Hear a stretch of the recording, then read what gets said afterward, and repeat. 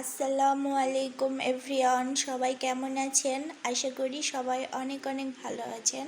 তো আজকে আমি ইউনিক একটা রেসিপি শেয়ার করব।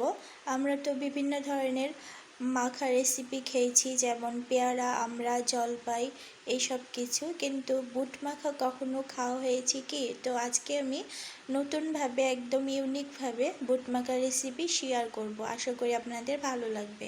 তো ভিডিওটি শুরু করছি। তো এই জন্য ফার্স্টে আমি একটা বাটিতে 1 টেবিল চামচের মতো তেঁতুল নিয়েছি।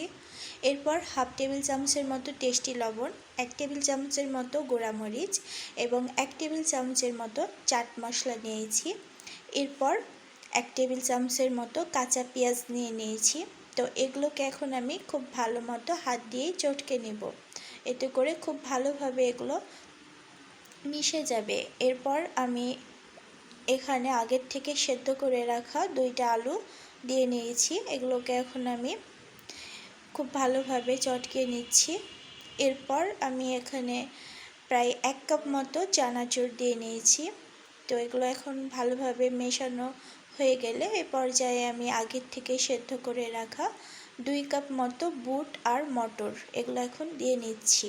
তো এগুলো খুব ভালোভাবে মিশিয়ে নেব। তো এই পর্যায়ে আমি সরিষার তেল দিয়ে নিয়েছি 2 টেবিল চামচের মতো। তো এই তো মাখানো হয়ে গেছে। তো কমপ্লিট। তো সবাই ভালো থাকবেন। আল্লাহ।